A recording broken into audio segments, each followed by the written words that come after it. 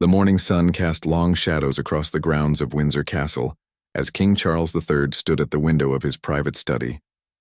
His weathered hands, marked by years of public service, gripped the edge of the mahogany desk as he watched the preparations unfold below. Today would mark a significant moment in the monarchy's history, though few would recognize its true importance. Catherine, the Princess of Wales, had requested a private audience with her father-in-law. The request itself wasn't unusual, but the timing raised eyebrows among palace staff.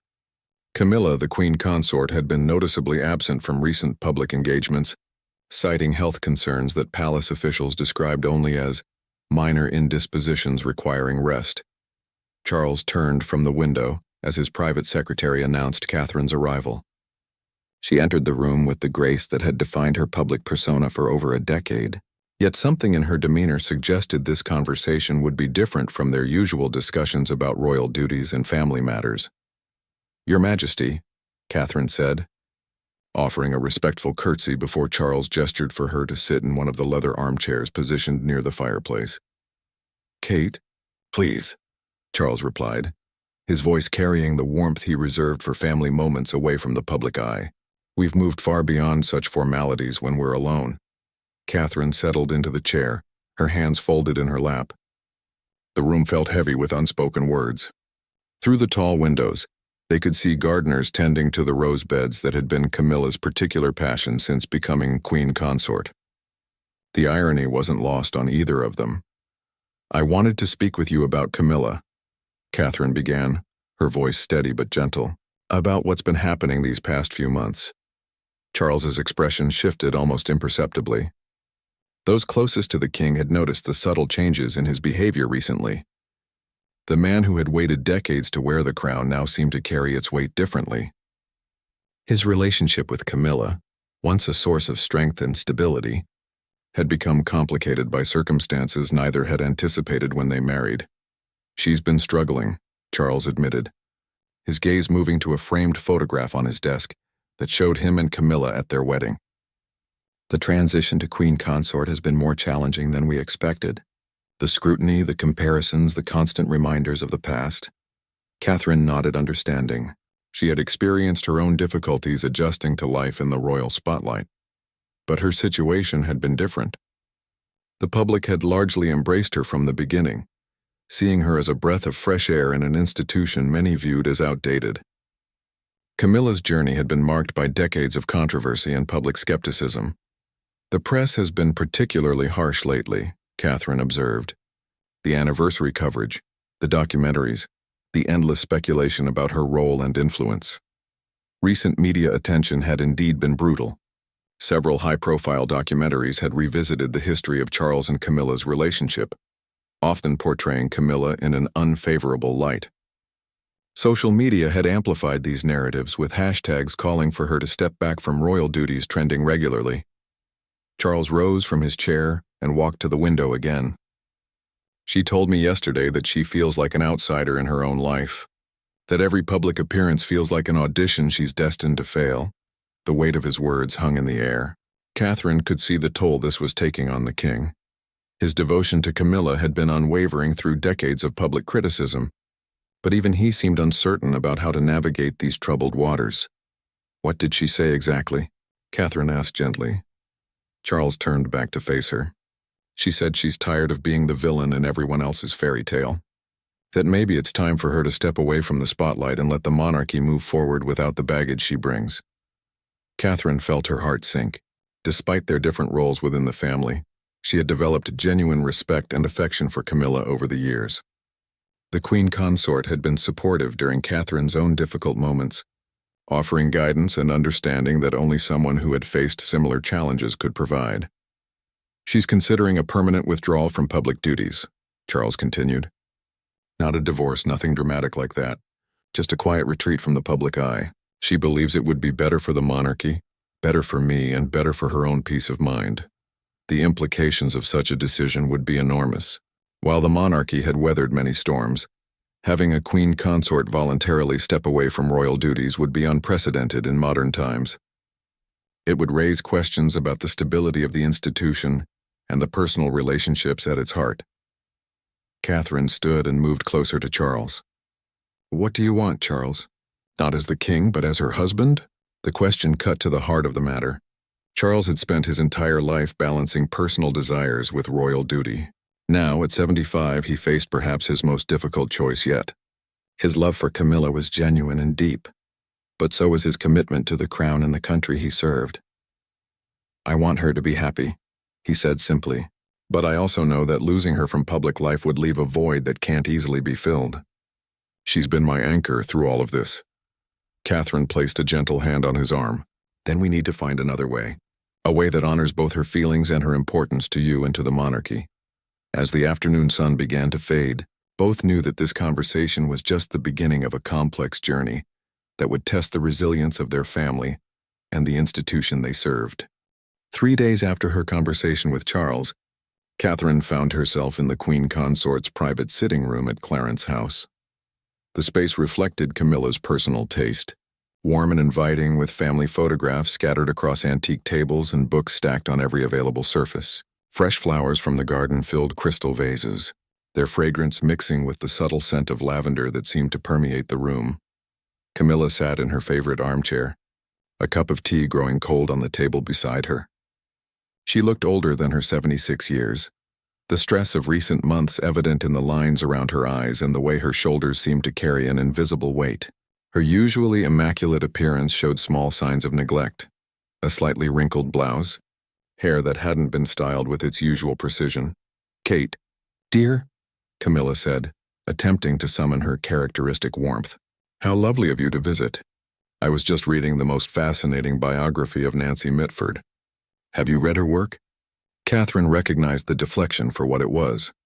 Camilla had always used literature and conversation about books as a way to avoid difficult topics. It was one of her most endearing qualities, but also one that had sometimes prevented deeper connections with family members. "I have," Catherine replied, settling into the chair across from her stepmother-in-law. "But I was hoping we could talk about something else today. About you, and how you're feeling about everything that's been happening." Camilla's smile faltered slightly. She reached for her teacup, then seemed to think better of it and clasped her hands in her lap instead. "Charles spoke to you, didn't he?" "I told him not to burden you with my melodrama." "It's not melodrama, Camilla. Your feelings matter and they matter to all of us. Charles is worried about you. We all are." The Queen Consort's eyes filled with tears that she quickly tried to blink away. "I've been doing this for nearly 20 years, Kate. 20 years of trying to prove myself worthy of standing beside him. And I'm tired.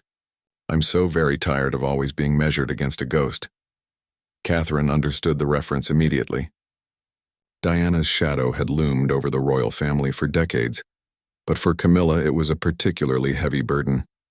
Every public appearance, every charitable endeavor, every smile was scrutinized and compared to memories of the people's princess. "The documentary last month was particularly brutal," Camilla continued, her voice barely above a whisper. "They interviewed people who had never even met me, but felt qualified to judge my entire life. They talked about my children, my grandchildren, as if they were somehow tainted by association with me." Catherine felt a surge of protective anger. She had watched the documentary in question and been appalled by its one-sided portrayal. The program had ignored Camilla's decades of charitable work, her genuine love for Charles, and her gradual acceptance by much of the British public in favor of rehashing old grievances and stoking familiar controversies. "You know, that's not a fair representation of who you are or what you mean to this family," Catherine said firmly. "Your work with literacy programs alone has changed countless lives. The domestic violence charities you support have grown exponentially under your patronage." Camilla waved a dismissive hand. "Good works don't erase history, dear. And history, as they say, is written by the victors. I was never going to be the victor in that particular story." The afternoon light streaming through the windows caught the dust motes dancing in the air, creating an almost dreamlike quality to the room. Catherine watched Camilla carefully, noting the way her fingers twisted the wedding ring Charles had placed on her hand all those years ago. "What if we changed the narrative?" Catherine asked suddenly. "What if instead of letting others define your story, you took control of it yourself?" Camilla looked up with surprise. "What do you mean?" "I mean, what if you stopped trying to be what others expect you to be and simply became who you are?" What if you embrace the role in a way that's authentic to you, rather than trying to fit a mold that was never designed for you in the first place? The concept seemed to intrigue Camilla, though she remained skeptical. I'm not sure I understand. Catherine leaned forward, her enthusiasm growing as she developed the idea. You've always been different from other royal women, and maybe that's your strength, not your weakness. You're intellectual. You're funny in a way that sometimes catches people off guard. You have strong opinions about books and art and social issues. What if we showcase those qualities instead of trying to hide them? The palace would never approve, Camilla said, though her tone suggested she was considering the possibility. They prefer their royal women to be decorative and non-controversial. Times are changing, Catherine countered. People want authenticity now more than ever. They're tired of manufactured perfection. Look at how well William and I have done when we've shown our real selves, our struggles as parents, our genuine emotions. Camilla was quiet for several minutes, staring out the window at the garden she had lovingly tended for years. I used to think I could win them over eventually, she said finally. That if I was patient enough, worked hard enough, stayed quiet enough, they would eventually accept me. But I realize now that some people will never forgive me for the simple fact of existing in this role. So stop trying to win over people who have already made up their minds, Catherine said gently. Focus on being the best version of yourself for the people who matter. For Charles, for your family, for the causes you care about. And if that's not enough, Camilla asked, then at least you'll have been true to yourself. And sometimes that's the most courageous thing you can do. As evening approached, both women sat in comfortable contemplation, each lost in their own thoughts about duty, authenticity, and the courage required to chart a new path forward. The royal family's weekly gathering at Windsor Castle carried an unusual tension that evening.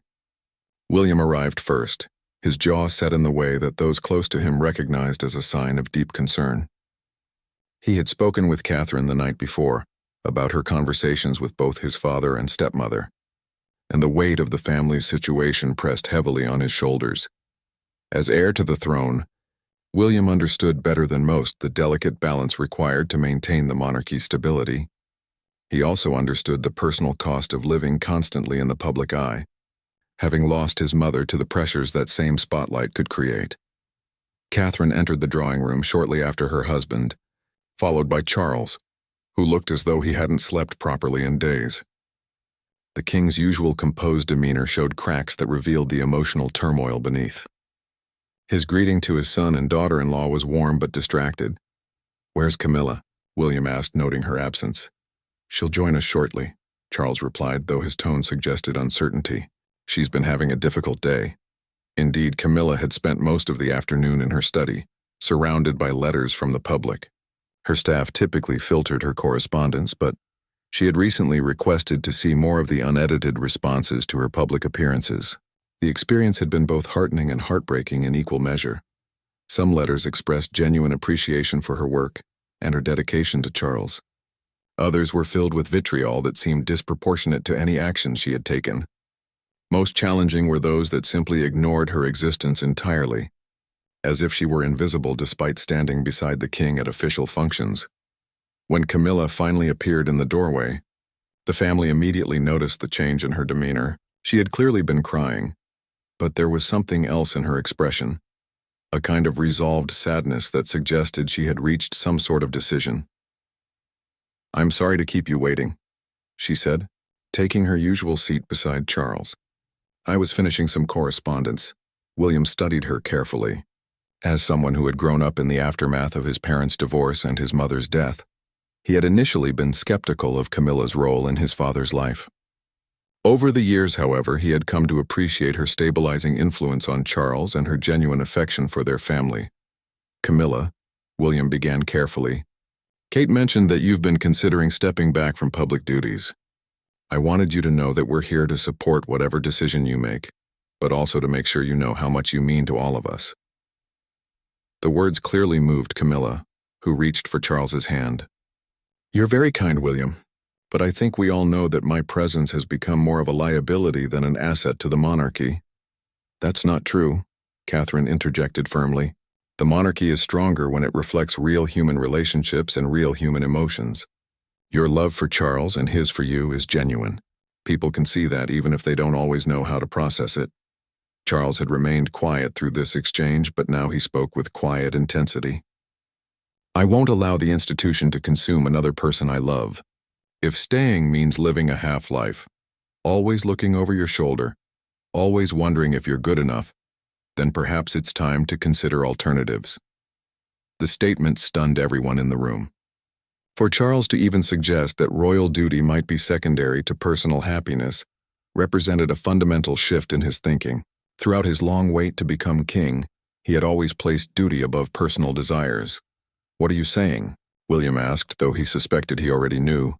I'm saying that if Camilla feels she needs to step away from public life to find peace, then I will support that decision completely, even if it means reconsidering my own role. The implications hung heavy in the air. While Charles stepping down wasn't impossible, it would create a constitutional crisis and fundamentally alter the line of succession. William would become king decades earlier than anticipated, thrust into a role he wasn't yet prepared to assume. Camilla turned to Charles with alarm. Absolutely not. I will not be responsible for disrupting the natural order of things. You've waited your entire life for this crown. I've waited my entire life to be with you without apology, Charles replied. The crown is meaningless if wearing it requires sacrificing the people I love. Catherine watched this exchange with growing emotion. She could see the genuine love between Charles and Camilla, but also the impossible situation they found themselves in. The monarchy demanded sacrifice, but how much sacrifice was too much? There has to be another way, Catherine said finally. A way that honors both your commitment to each other and your commitment to the country. William nodded in agreement. What if we approached this differently? What if instead of Camilla stepping back completely, we found ways to reshape her role, to focus on the areas where she's most effective and most fulfilled? The literacy programs, Catherine added suddenly. Your work with reading initiatives has been genuinely transformative. What if we made that your primary focus? Instead of trying to be everything to everyone, you could become the champion of literacy and education in a way that no other royal has ever been. Camilla looked intrigued despite herself. You mean narrow my focus rather than broadening it? Exactly, William confirmed. Play to your strengths. Let your passion for books and education shine through. Show people who you really are instead of trying to be who you think they want you to be. Charles squeezed his wife's hand. It could work. You've always been most confident when talking about literature and education. Those are the engagements where you truly come alive. For the first time in weeks, Camilla smiled genuinely. I do love working with the literacy charities. And the children's responses are so honest, so immediate. They don't care about ancient history or media narratives. Then that's where we start, Catherine said firmly. We craft a new role for you, one that's authentic and meaningful and allows you to make a real difference in areas you're passionate about. As the evening progressed, the family began to sketch out a vision for Camilla's future that honored both her personal needs and her royal responsibilities. It wouldn't be easy, and it wouldn't silence all critics, but it offered hope for a path forward that preserved both her marriage and her dignity. 2 weeks after the family meeting at Windsor, Catherine found herself accompanying Camilla to a primary school in East London. The visit was part of a reading initiative that Camilla had been quietly developing for months, working with educators to create programs that would bring literature to underserved communities. As their car pulled up to the modest brick building, Catherine observed the transformation in Camilla's demeanor. Gone was the anxious uncertainty that had marked her recent public appearances. In its place was a focused energy that Catherine recognized as genuine excitement. The head teacher, Mrs. Patterson, has been working on this reading corner project for 2 years, Camilla explained as they walked toward the school entrance. They've converted an unused storage room into a magical reading space, complete with fairy lights and comfortable cushions. The children call it their book cave. Catherine could hear the enthusiasm in Camilla's voice, so different from the dutiful tone she often adopted for other royal engagements. This was clearly work that mattered to her on a personal level. Inside the school, they were greeted by Mrs. Patterson, a warm woman in her 50s whose face lit up when she saw Camilla. Your Majesty, we're so honored you could come. The children have been preparing for weeks. As they toured the school, Catherine noticed how naturally Camilla interacted with both the staff and students. There was none of the careful distance that royal protocol typically required. Instead, Camilla knelt down to children's eye level, asked genuine questions about their favorite books, and listened intently to their answers.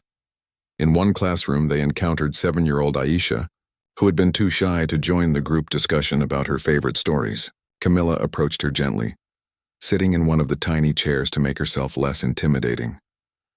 "I was very shy when I was your age too," Camilla confided to the little girl. "Books were my best friends because they never judged me or made me feel uncomfortable." Aisha's eyes widened with interest. "What was your favorite book when you were little?" "The Secret Garden," Camilla replied without hesitation. "I must have read it 20 times. I loved the idea of having a special place that was just mine, where I could go to think and dream." "I like that book too," Aisha whispered. "My teacher read it to us." Catherine watched this exchange with growing admiration. This was Camilla at her most authentic, connecting with a child through shared love of literature. There was no artifice, no performance for the cameras, just genuine human connection. The highlight of the visit was the unveiling of the reading corner. As Camilla pulled away the ribbon that had been ceremonially tied across the entrance, 24 children gasped with delight. The space was indeed magical. Soft lighting, colorful cushions, and hundreds of carefully selected books arranged on low shelves that even the smallest children could reach. "This is your space," Camilla told the assembled children. "A place where you can travel anywhere in the world, meet any character, and discover new adventures every day. Books have the power to change your lives just like they changed mine." One boy raised his hand eagerly. "My Majesty, will you read us a story?" Camilla's face broke into a radiant smile. "I would love nothing more." For the next 30 minutes, she sat surrounded by children, reading from a beautifully illustrated version of Where the Wild Things Are. Her voice brought the characters to life, and she encouraged the children to participate, roaring like the wild things and sailing away to faraway lands. Catherine found herself fighting back tears as she watched this scene unfold. This was what royal service should look like, not stiff ceremonial duties performed out of obligation, but genuine engagement with causes that mattered. Camilla had found her calling, and it was beautiful to witness. After the reading, Mrs. Patterson pulled Catherine aside. "I've worked with many visiting dignitaries over the years," she said quietly. "Most of them come, smile for the cameras, and leave.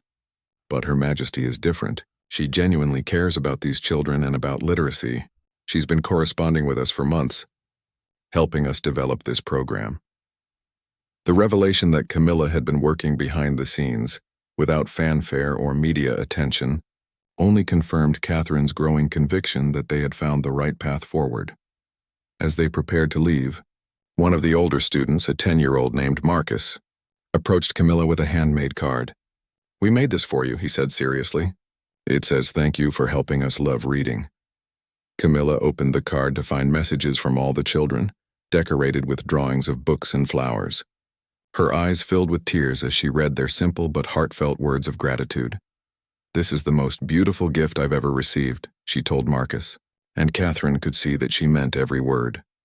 On the drive back to central London, both women were quiet, each processing what they had witnessed. Finally, Camilla spoke. "I felt more like myself today than I have in months," she said softly. "Those children didn't see me as controversial or problematic. They just saw someone who loves books as much as they do." "This is it," Catherine said firmly. "This is your path forward. When you're working with literacy programs, you're not trying to be anyone else. You're just being Camilla, and that's more than enough." For the first time since Catherine had known her, Camilla looked truly at peace with her role in the royal family. She had found her purpose, and in doing so, had perhaps found a way to silence the critics who had questioned her place in the monarchy. The seeds of transformation had been planted, and both women could sense that something important had shifted. The question now was whether the rest of the royal establishment would embrace this new direction. The transformation in Camilla's public engagements didn't go unnoticed by the media or the palace staff. Over the following months, her calendar became increasingly focused on literacy and education initiatives, and the change in her demeanor was remarkable. Where once she had seemed tentative and apologetic, she now displayed confidence and genuine passion.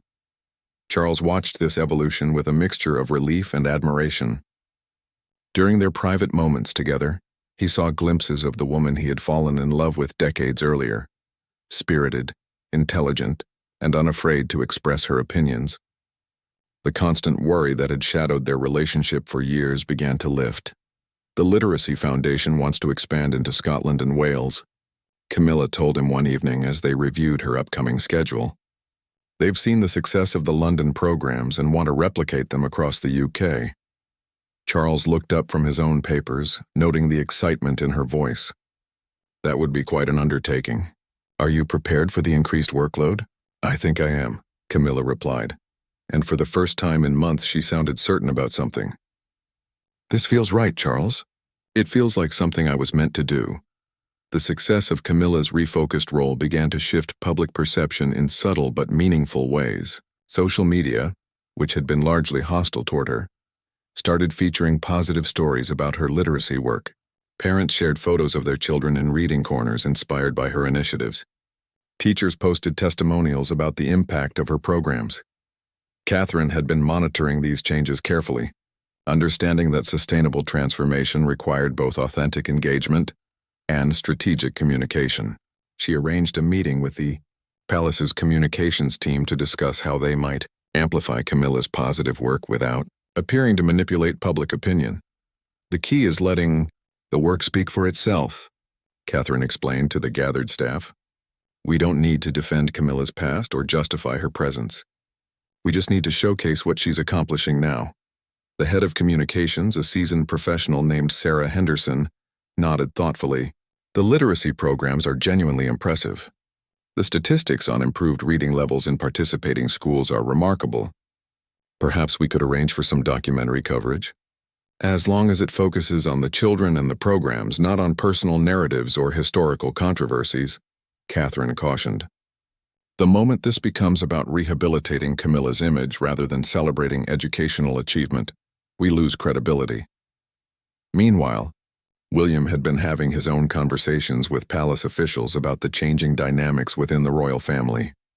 As heir to the throne, his opinion carried significant weight, and his support for Camilla's new direction helped reassure those who had been skeptical about the shift in strategy. My stepmother has found her calling, he told the palace's senior advisors during a private meeting.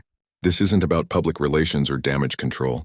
This is about someone discovering their true purpose and pursuing it with genuine dedication. The proof of this assertion came during a particularly challenging visit to a school in a disadvantaged area of Birmingham.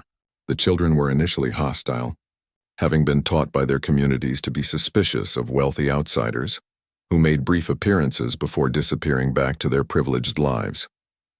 Camilla faced this skepticism head-on, spending an entire day at the school rather than the typical hour-long visit.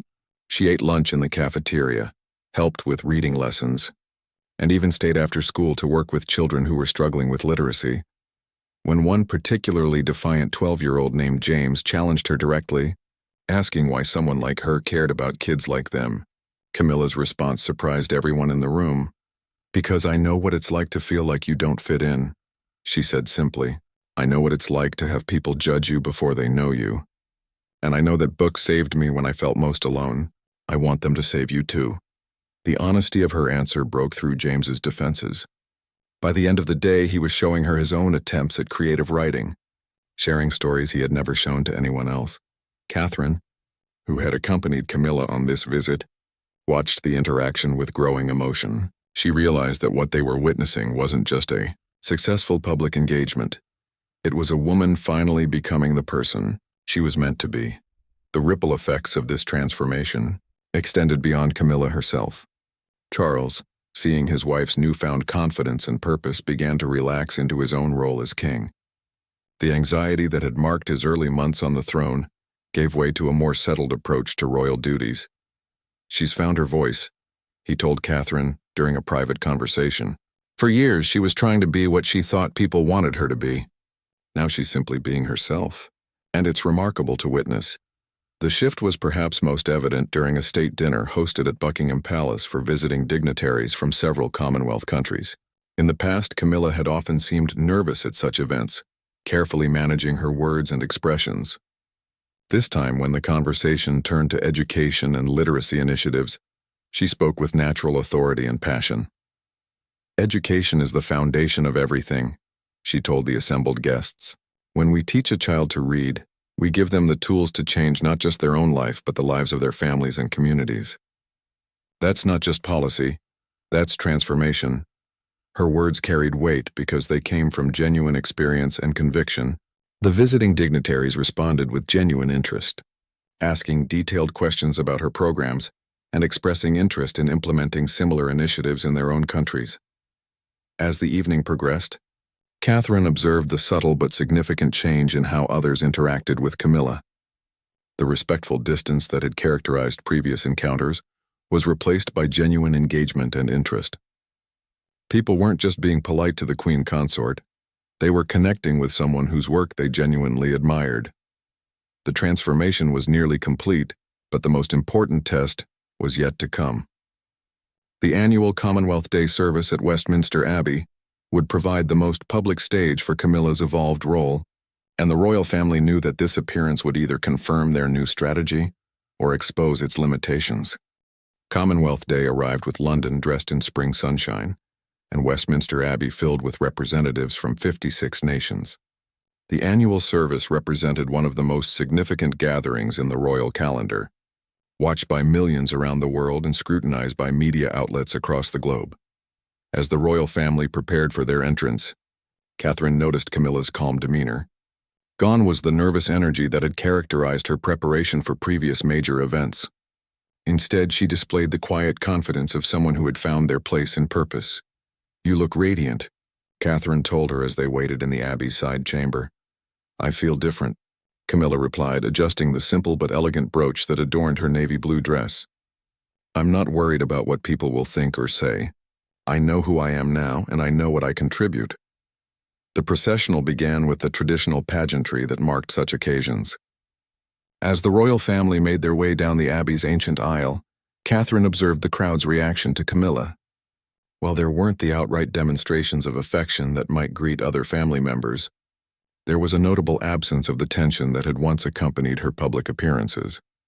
The service itself celebrated the theme of education and literacy across the Commonwealth, a choice that had been made months earlier, but now seemed prescient given Camilla's evolved role. When the Archbishop of Canterbury invited her to deliver one of the readings, she approached the lectern with steady steps and a clear voice. Her selection was from the Book of Ecclesiastes. "For everything there is a season, and a time for every matter under heaven."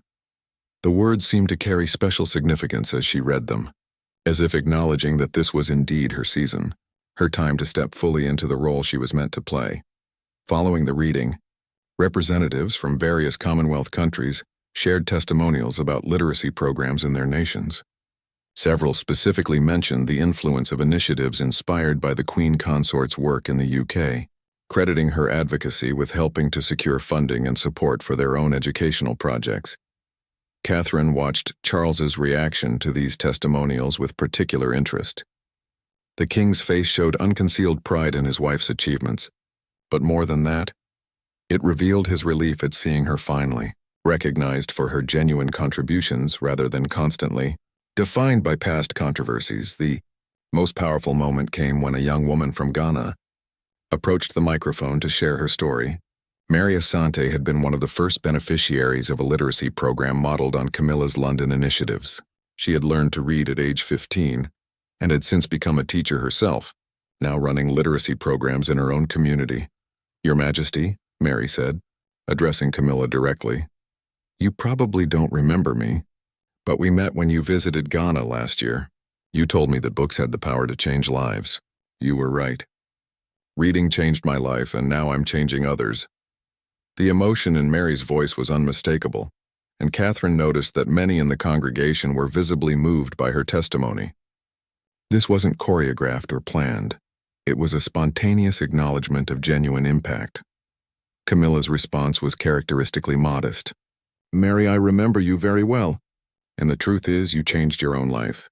I simply helped connect you with the tools. The courage and determination were yours." The exchange lasted only a few minutes, but its impact on the assembled congregation was profound. Here was evidence of royal work that transcended ceremonial obligations and created real, measurable change in people's lives. As the service concluded and the royal family processed out of the Abbey, Catherine noticed a shift in the crowd's energy. The applause that followed them was warmer than in previous years, and several people called out specific thanks to Camilla for her literacy work. Outside the Abbey, the traditional meet and greet with the public provided another opportunity to gauge reaction to Camilla's transformation.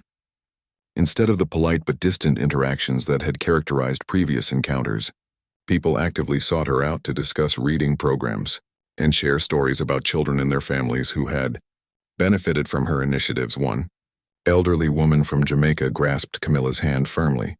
My granddaughter learned to read through one of your programs back home. She's in university now, studying to be a doctor. Thank you for giving her that chance. The genuine gratitude in the woman's voice was impossible to fake, and Catherine saw tears in Camilla's eyes as she responded with heartfelt appreciation for the update about the young woman's progress. Media coverage of the event reflected the shift in public perception. While some outlets continued to focus on historical controversies, many more highlighted the substantive nature of Camilla's work and its impact across the Commonwealth. The narrative was no longer about her past, but about her present contributions and future potential. That evening, at the traditional Commonwealth Day reception at Buckingham Palace, the change in atmosphere was even more pronounced. Diplomats and dignitaries who had once offered polite but perfunctory greetings to Camilla now engaged her in substantive conversations about education policy and literacy initiatives. This is what soft power looks like, one Canadian diplomat confided to Catherine. When the Queen Consort speaks about literacy, she's speaking from genuine expertise and passion. That carries real influence in ways that ceremony alone never could. Charles, observing these interactions from across the room, felt a profound sense of satisfaction. His wife had not only found her place within the monarchy, but had created a role that was uniquely hers, one that leveraged her strengths and served a genuine purpose. As the evening wound down, the royal family gathered privately to reflect on the day's success. There was a sense of completion, as if a long and difficult journey had reached its destination. Today felt different, William observed. Not just for Camilla, but for all of us. There's a sense of authenticity now that wasn't there before. Camilla smiled, looking more relaxed than Catherine had ever seen her. I finally stopped trying to be someone else's version of what a queen consort should be. It turns out that being myself was enough. The transformation was complete, but its effects would continue to ripple outward, reshaping not just Camilla's role but the monarchy's approach to public service itself. 6 months after Commonwealth Day, the royal family faced what would become known as the moment of truth for Camilla's transformation. A major documentary series was being produced about the modern monarchy, and the filmmakers had requested extensive access to document the daily work of the senior royals. Initially, palace officials had been hesitant about the project, fearing that increased scrutiny might undermine the progress Camilla had made. However, Charles himself had advocated for participation, arguing that transparency would only strengthen the case for his wife's evolved role. We have nothing to hide, he told his advisors during a strategy meeting. Camilla's work speaks for itself. Let them document it honestly, and I believe people will see what we see. Catherine had been instrumental in negotiating the terms of the documentary, ensuring that the focus would remain on current work, rather than historical controversies. She had also insisted that any coverage of Camilla include substantial time documenting her literacy programs, rather than focusing solely on ceremonial duties. The cameras followed Camilla through a typical week, capturing her visits to schools, meetings with education ministers, and private moments reviewing program statistics and planning future initiatives. What emerged was a portrait of someone deeply committed to their work, approaching each engagement with genuine enthusiasm and expertise. One particularly revealing moment occurred during an unplanned stop at a local library in Manchester. Camilla had been traveling between official engagements when she noticed a small crowd gathered outside the building. Investigation revealed that the library was facing closure due to budget cuts, and local residents were holding a peaceful protest.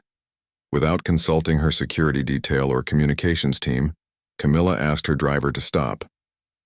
She spent the next hour talking with protesters, librarians, and local officials about the situation. The cameras captured her genuine distress at learning about the potential closure and her immediate commitment to help find a solution. Libraries aren't just buildings, she told the assembled crowd. They're community centers, safe spaces, places where dreams begin. We cannot allow them to disappear.